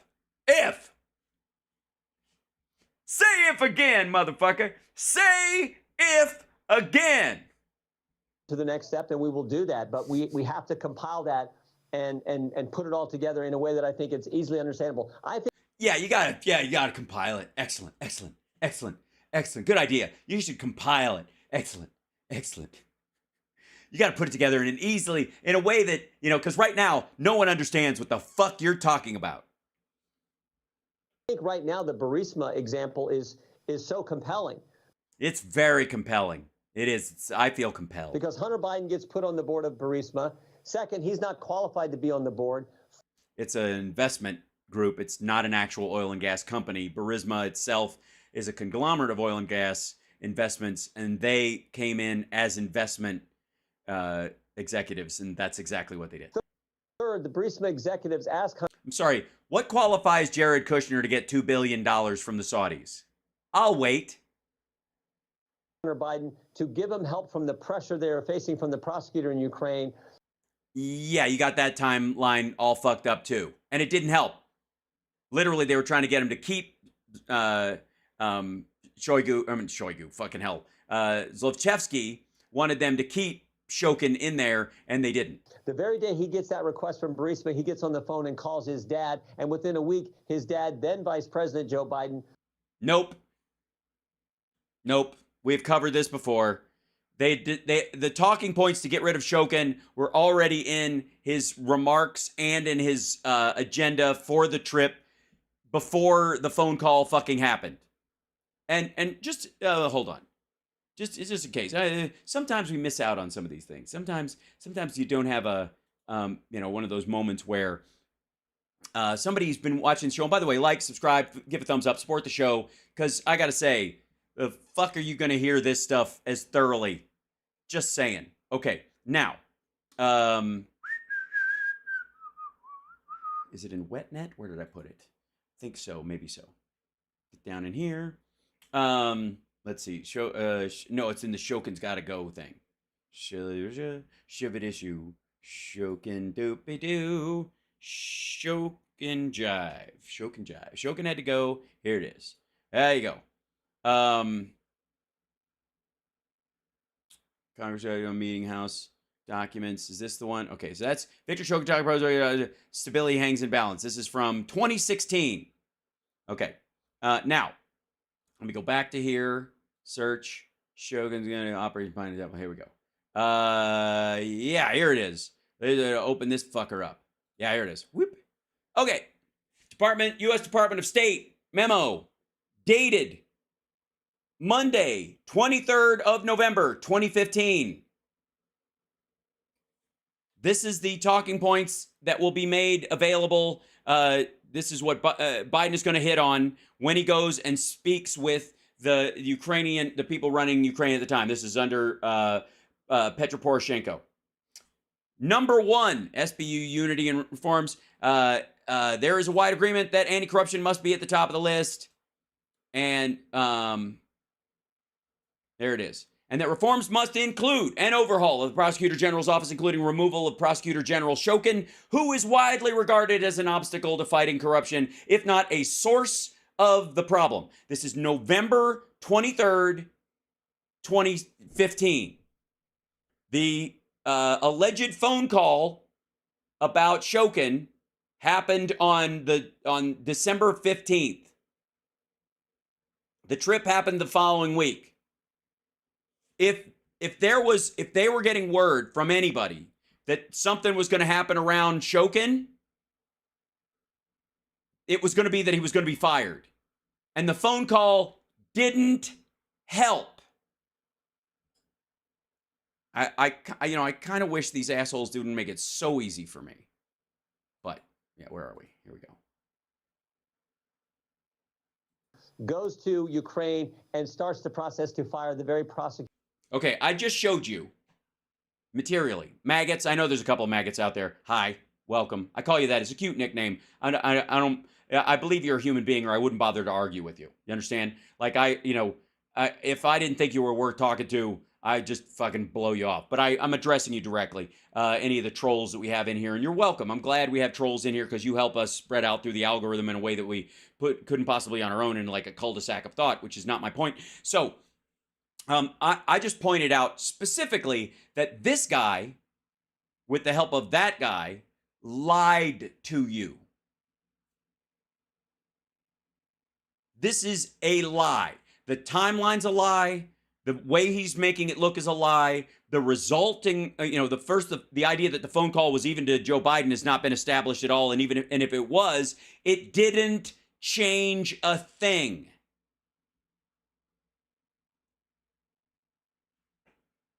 Jim Jordan is a liar. Who was applying the pressure. Now, that looks pretty bad, but that... Yeah, if you reverse the timeline and shuffle things around so that... Yeah, you know, it looks really bad. We've got video of you purchasing the knife. We've got pictures of you at 9:30 p.m. The murder happened at 8:30 p.m. At 9:30 p.m., cleaning some red substance off the knife. Now, the murder happened 6 months ago. You bought the knife this week, and the red substance you say is ketchup. But at 9:30 at night, you were cleaning blood off a knife that we have video of you buying, and the person was shot. But that's not the important part. The important thing is they died, and then we show you cleaning a weapon. Something that could be, they could have, no one is arguing, right? That's what you're seeing here. That all happened in a compressed time frame there while... Yeah, it happened in a completely inverted time frame. He was vice president. Liar. And then you add to it the check that you just talked about and other evidence. Which didn't happen while he was vice president, so who gives a fuck? We're getting, I think it begins to tell a pretty compelling story. No, it doesn't. AmeriCorps wasn't tied to Ukraine. It doesn't even remotely have anything to do with it. We're gonna look for that story. We're gonna.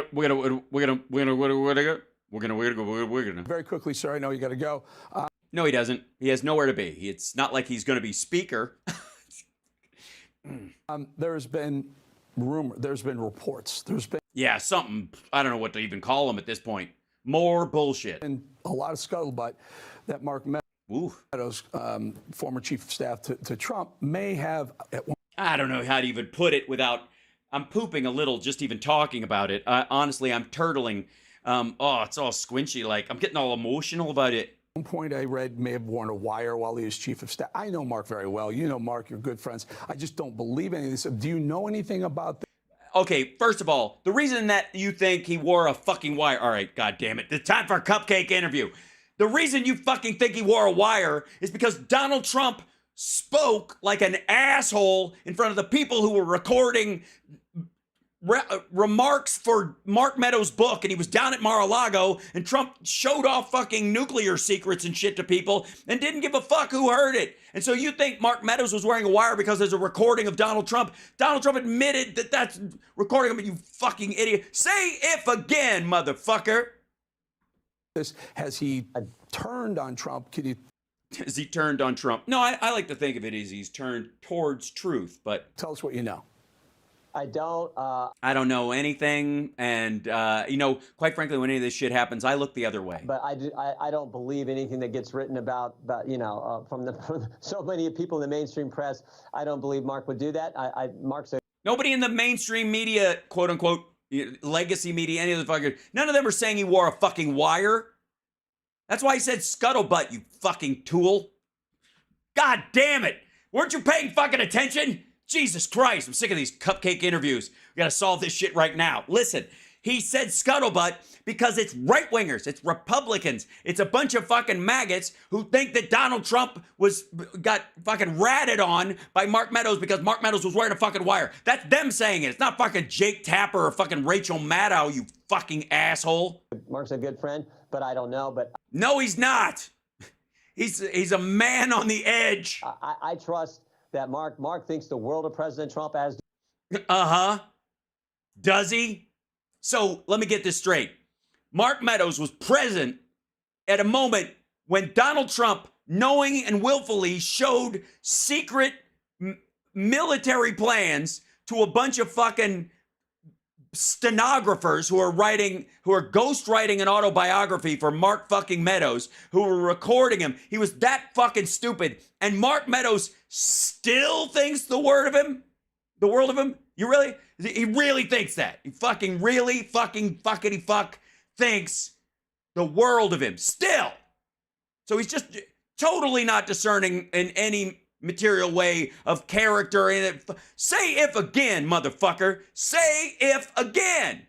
I know you do as well, Eric. I want him to be our next president. I think Mark's the same. Mark Meadows? Same place.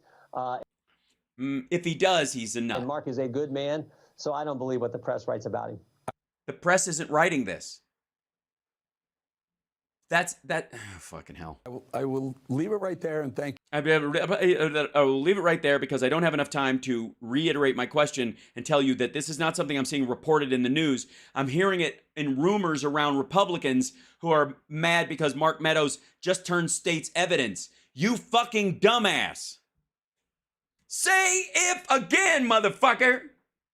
Thank you so much, Congressman Jim Jordan. Chairman, thank you for being here. You bet, Eric. Thank you. Yeah, it's so great. It's great to be here. And thank God I wasn't busy being speaker and able to do that. Also, chat room, don't worry. When I get wound up, it's comedy wound up. It's comedy. It's, it's Kinnison anger. Fear not. I'm okay. I may be louder than normal, but okay. So, yeah, don't worry about it at all. Yeah, so one more hold on. Now, okay. So there's a real problem in Trump world. And it starts with this guy. This is Larry Bourbon on the Rocks with no rocks Kudlow. This is Foster Kudlow. I remember Foster Kudlow here is my eye twitching. No, it's comedy twitching. Calm down. Yeah. And he he's saying, are we really saying they're in a real they have a real problem over at Fox Business because people make money when the economy makes money, and the guys around them want to make money. So they don't want to be bullshitted Fox News style about the economy on Fox Business. If they want to hear bullshit political nonsense that has nothing to do with reality, they can go to Fox. But if they hear it on Fox Business and they make an investment decision based on some of this shit, they get real fucking trouble. And the Kudlows of the world, I mean, he got into the White House because he tells it like it is. So, folks, we are going to pivot with the speed of light. We're going to pivot. We're going to talk about today. Away from Jonathan Turley, who knows fuck all about the law, apparently. His GDP report. What was it? U.S. GDP grows at 4.9% annualized rate in quarter three. Ouch. Ouch. 4.9%, almost 5%. Oh, fucking Biden and his commie growth. You grow. Oh. We have Liz Peek, syndicated columnist and. Fuck. She looks happy. Liz Peek anger. Fox News contributor. We have Jason Trenner. Womp, womp. Chairman and CEO of Strategas Securities. And we have Strategas? Brian Brenberg, co-host of The Big Money Show, right here on Fox Business. Hi, it's Big Money. Thanks. This is my one shot. I'm on Kudlow. I want your job, Larry. Okay. My lickety-split, fast, top line. I don't believe it for one fucking second. I don't believe it. It's all bullshit. It's all bullshit. I mean, I talked to my accountant yesterday, and my investments were up, but I don't believe it. Number, big number. Big number. Under the hood, lots of problems for the. Lots of problems in the hood. A place I don't go. Future numbers, Liz Peek, I will let you start. Yeah, big number. But by the way, with the $2 trillion deficit running, it should be a big number. I see. So the argument being here from this lovely lady who looks like a woman who hired someone to murder someone on an old Law and Order episode. And we give to the Met every year, but we never go because I don't like. Ever since they put the Mapplethorpe stuff in there, I'm just afraid to see a bullwhip in someone's ass and not get paid for it. But this lady is like, the government put a lot of money into the economy with this $2 trillion budget, this deficit they put forward. They're deficit spending on these kind of things, and this money is raising GDP. And they're like, fuck. Maybe the government does create jobs. Shit. What's under the hood is continued pretty high level of inflation. Continued pretty high level of inflation. Continued pretty high. Okay, hold on one second.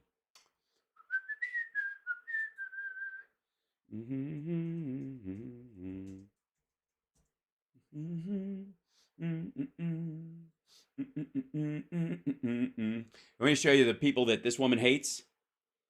You fucking morons. Hold on 1 second. Get out of here. Go away. Go away. This lady, she hates you. U.S. consumers keep spending briskly, even in the face of persistent inflation and high interest rates. You fucking assholes. Don't you realize you're supposed to cower and break down? Don't you realize that you're supposed to look at the money you have and go, oh yeah, it goes far enough for me to do that. I can do that. And you're not supposed to, you're supposed to go, no, I'm not going to eat cat food for everybody. Cat food for everybody. A woman shops in a Target store in Upper St. Clair, PA.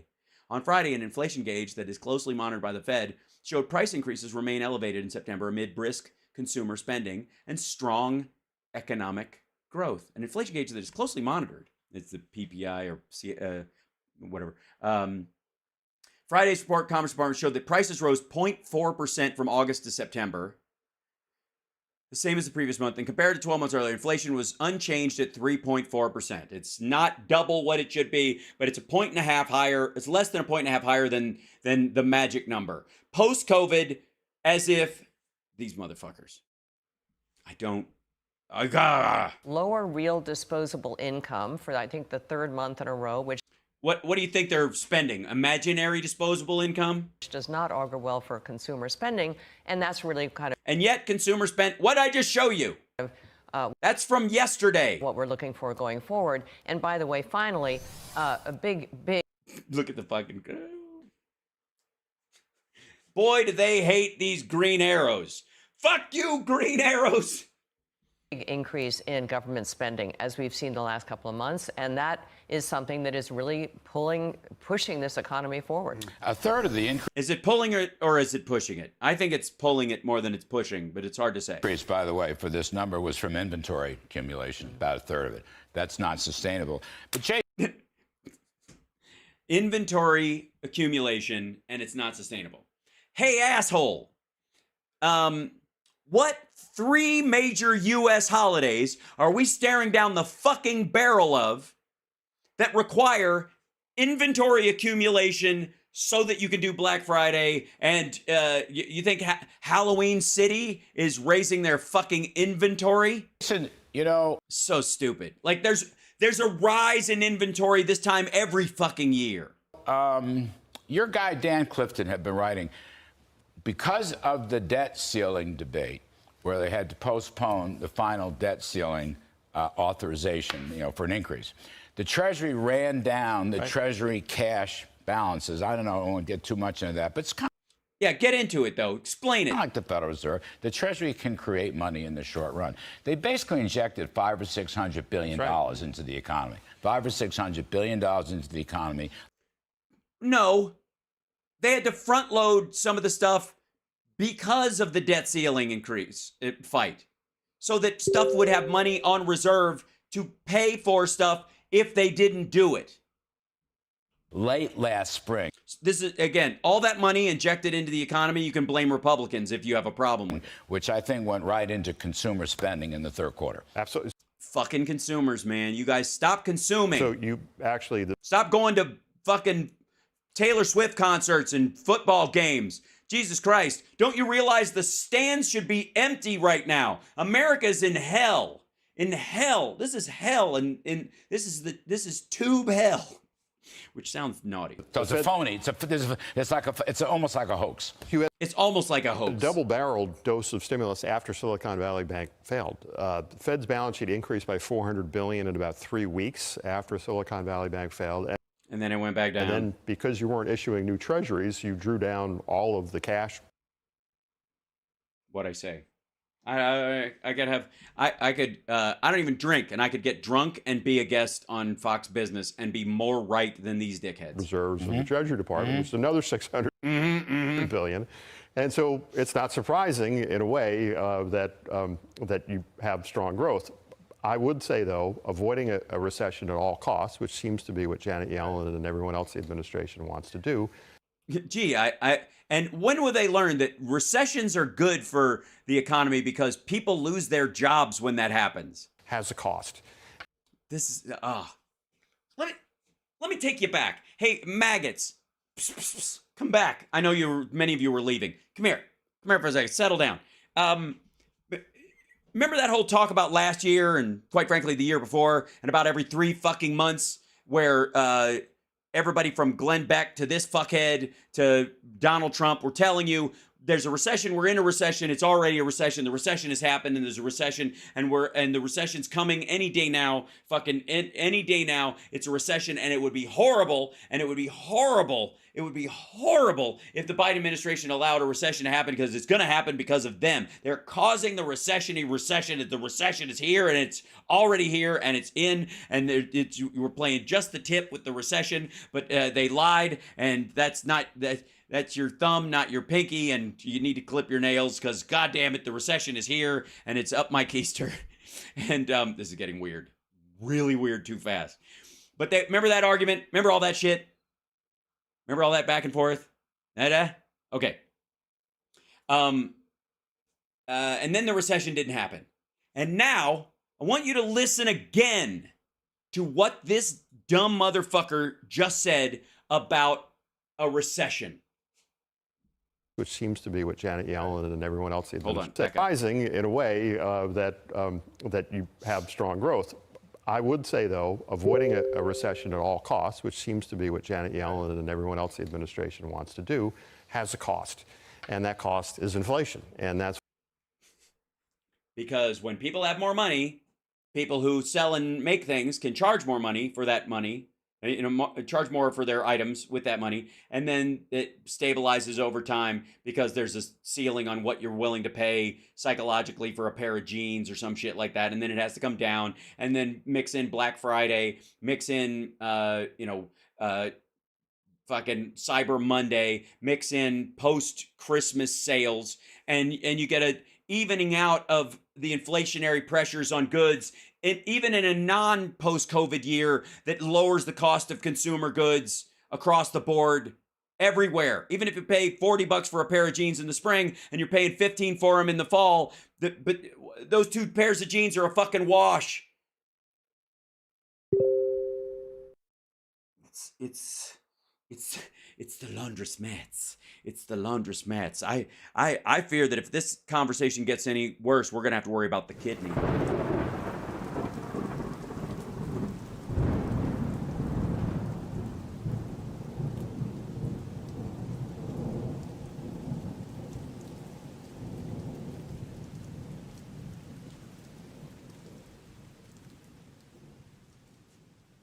But I hope not. That's why I'm of the view that this is going to be harder. It's going to be harder to put the genie back in the bottle than perhaps.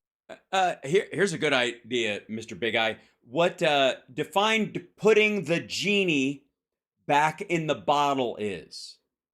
Because it sounds a lot like putting the lotion on its skin and then it puts the lotion in the basket. Perhaps the Fed and others in the markets think that inflation.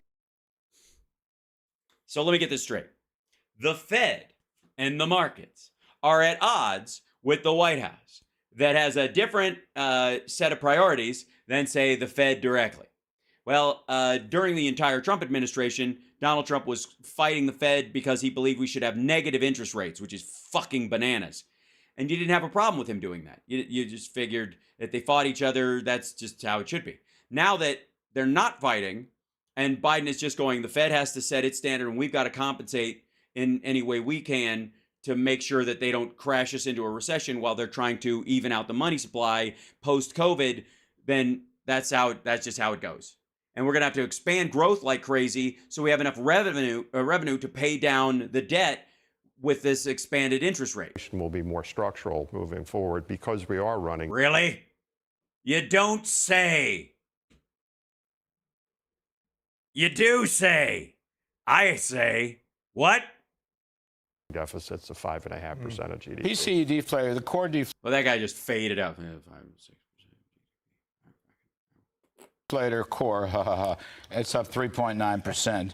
You're still running 3-4% inflation. Brian Brenberg, President Biden. No, you're running 3.4. Biden, Treasury. Not 3 or 4. Nice try, Larry. Fuck you. Secretary Yellen says our problems are solved. Yeah, they're not supply-siders. That's the problem. They look at this number and they say, oh, my goodness, 4.9. Gee, it's almost like they represent the demand side, meaning the fucking public. 9% because it's built on all of this deficit and debt spending. It's not income driven. Real incomes are not rising. People are dipping into their savings and to buy goods that they think are worth it, even at that price. Explain yourself. That's what they can feel. They know, like they can say at a high level, oh, the economy grew. But at an individual level, people say, I know what I'm paying for things and I know where I got the money and I don't like where I'm going for the money right now. This summer was a blowout spending summer, but it was. People put it on credit cards and then paid it down later because that's how you do fucking vacations when you can finally take a fucking vacation after fucking COVID, you fucking tool. A services spending summer. Leisure. A services spending summer. People didn't buy stuff. They went and did shit.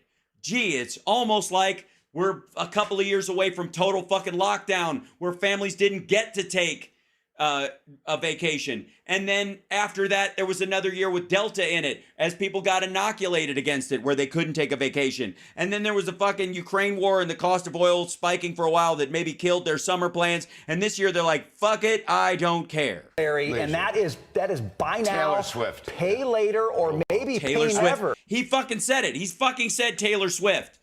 Larry Kudlow, listen. Larry, and that is buy now, Taylor Swift. Pay. Taylor Swift. You fucking assholes that went and saw Taylor Swift, you fucking Swifties, are ruining the economy. How dare you?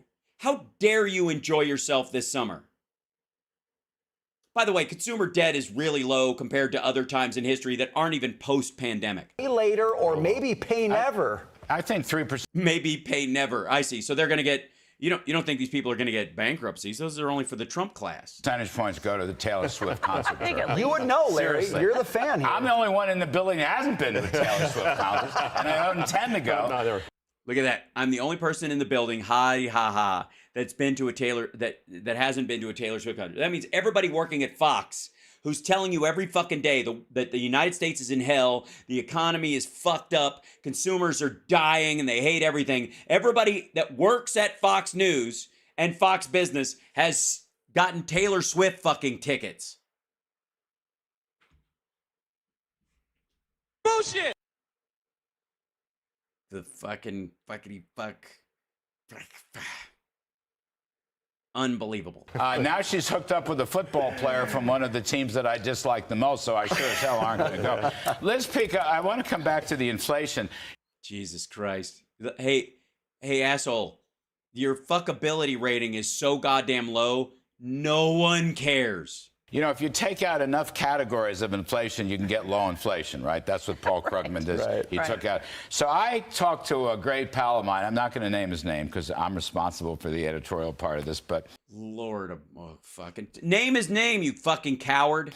I said, okay, I want you to take out everything but food and energy. Leave food and energy in. Take out everything else in the inflation index. So in the third quarter, that was up 6.6% at an annual rate. Yeah, because of energy, because the Saudis cut production, not because it doesn't exist, not because of any U.S. policy at all. If anything, it's because they don't like our support of democracy worldwide. Fuck them. I got news for you, dummy. The cost of energy, as we experience it, because the cost of energy overall in Europe has gone up because Russia being eliminated from it. The processed fuel through India from Russia even raises the price higher. It's steadying out at about $86 a barrel, somewhere around there. It's never going to hit 150 like they've been saying it's at, while they've been clamoring for a fucking recession. These lying pieces of shit.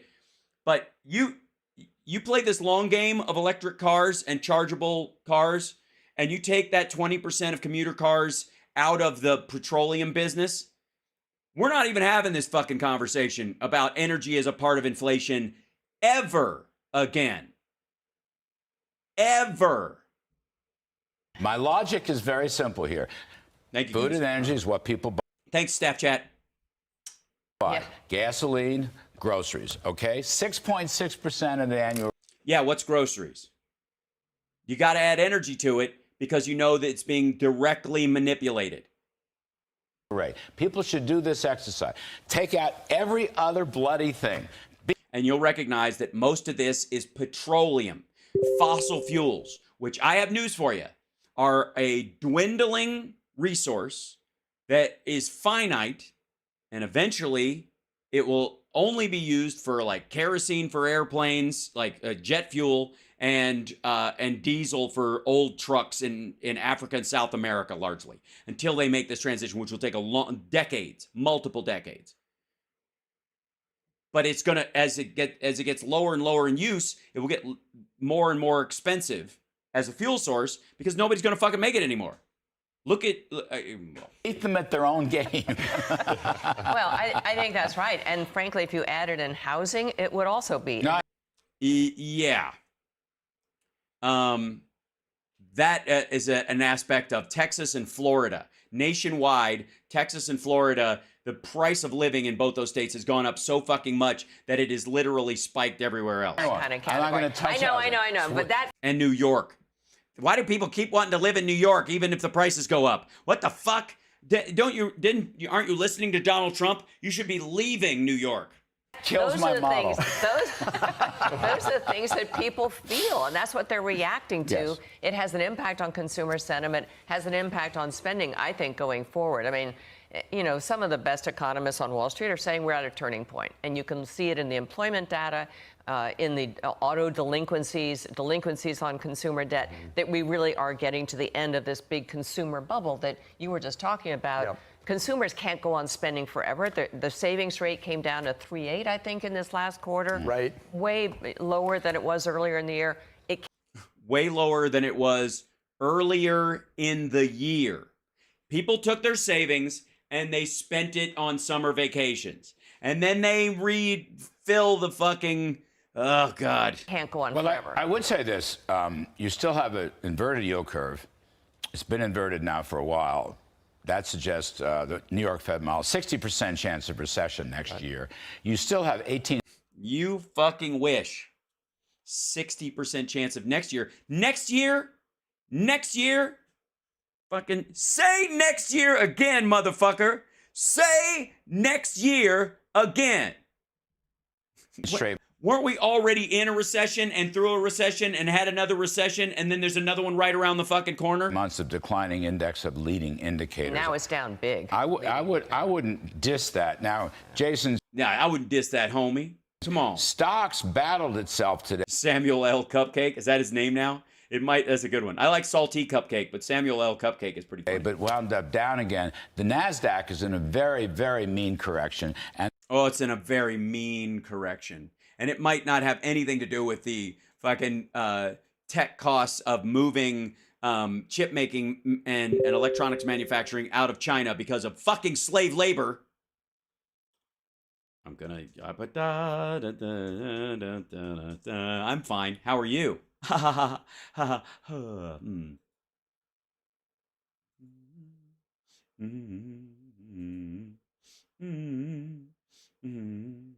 Let's see. For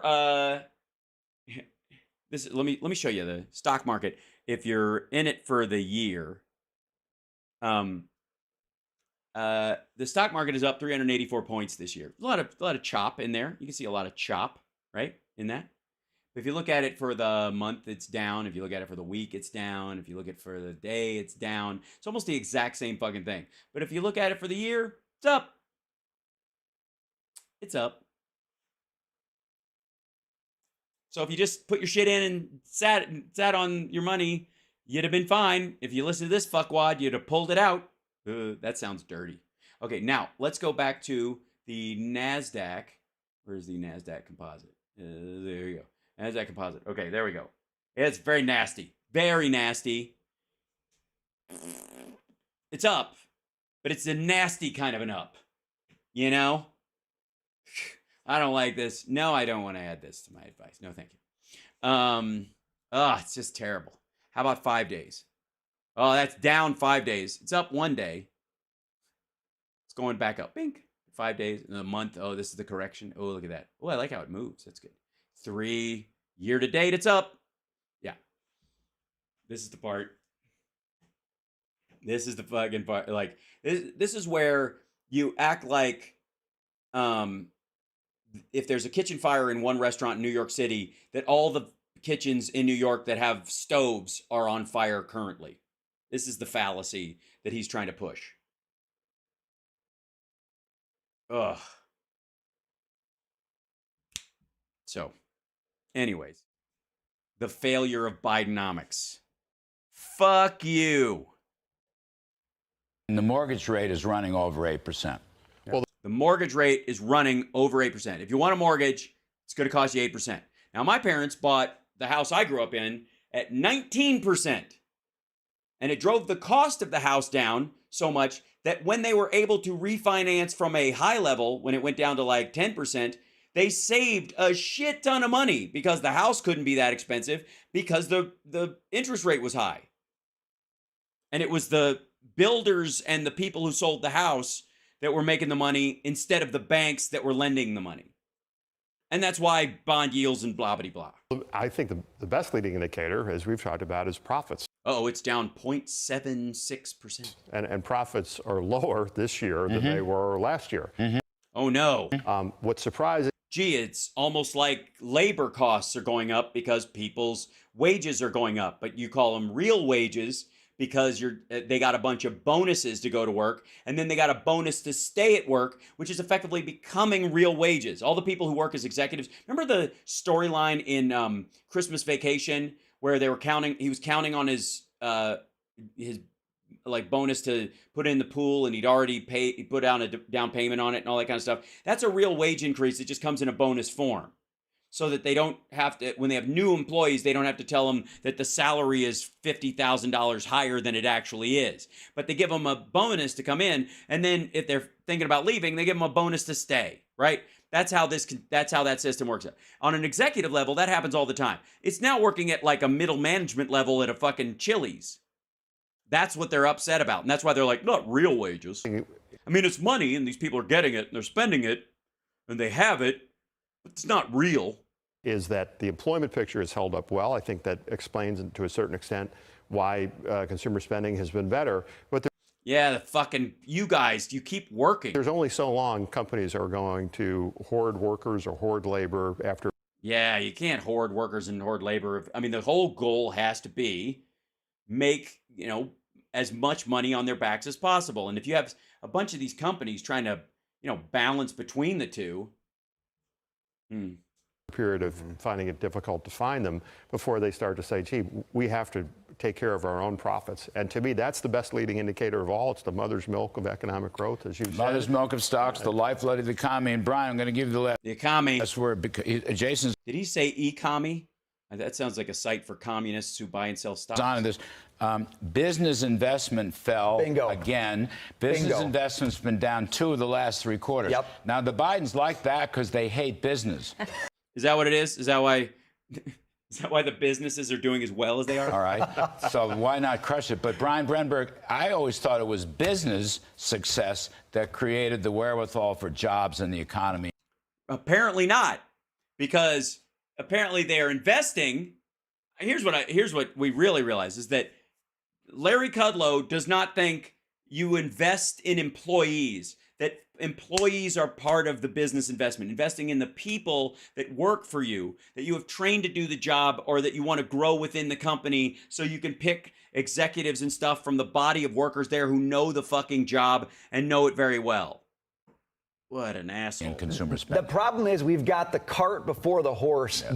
No, the problem is you guys have this whole thing backwards and cannot recognize that you are trying to feed your carrot to the wrong side of the horse.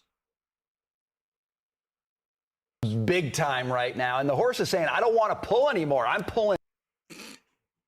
Yeah, Larry will pull it back. I'm out. I don't like this environment. So you can go on clapping about 4.9%, but you better enjoy it now, because as the consumer. Yes, I agree. Enjoy it now, folks. Consumer runs out of steam. The businesses have already said, I'm out until I get a policy that actually works for us. And it's. Oh, that's it. So this is his argument. is that businesses are so fucking Republican that until Washington kisses their ass and starts throwing them another permanent tax cut, which is still in place, until they get that, they're going to not, I'm not even going to fucking grow my company. Fuck it. What's the point? I mean, I don't even know why. I mean,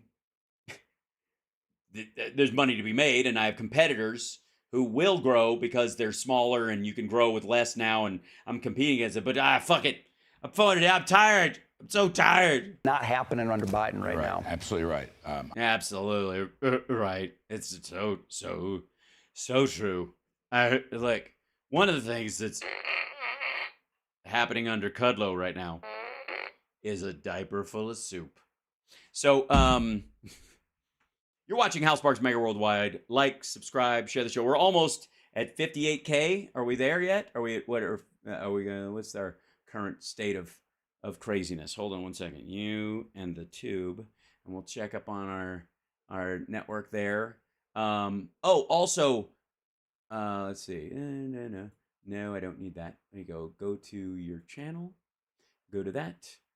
We are at 57.9. We're so close to 58K. Subscribe, kids. Subscribe to the channel. It's really going to help. Now, I guess the big piece of news is Vladimir Putin dead? We will talk about this tomorrow on the radio show as well, but I just want to give you a little taste of what's going on there. So allegedly, the story came out from this Telegram channel that's supposedly somebody inside the security apparatus of Russia that says that Sunday night, Putin had a heart attack, and he was found at midnight in his bedroom. He had knocked over a plate of food, and he collapsed on the floor, and he was having convulsions. He was, and then hold on, and then the story is that they came out and okay, so here he is. He's been seen for the first time, and this is the whole story about whether or not it's a body double because he's lost weight. He visited a rocket base. So this is here you go. This is what I wanted to show you. So the story was that he had a heart attack Sunday night and that he died last night. And they're replacing him with a double until they can figure out what to do. Right?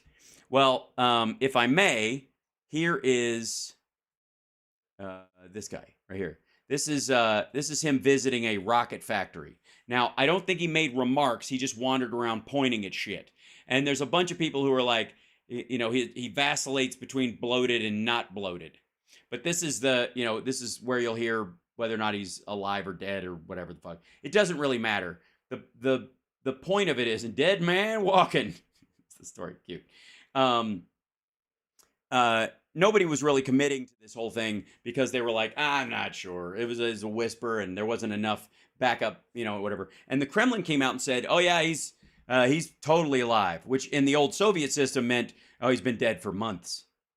So we'll see if the heart attack part of it still might be true. It just might be that he survived.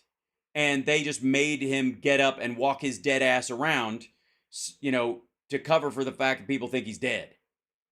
That that was a real heart attack, or that he had a seizure, and that the seizure storyline was part of the heart attack story because he's been under treatment for a bunch of shit, and it could be very well that the medicines that he's taking are part of that. So Phil is not back in Ukraine yet. He's going to come to Vegas, I think, this next week for a day, and I'm going to try and have him come down here and see the little mini studio I do the show in. It'll be great. You can hear firsthand from somebody else just how tiny my space is. But I'm, anyways, I'm late. I got to go. My girl's show is tonight, so I got to go clean myself up. And remember, if there's one thing I want you to remember from today's stream, it's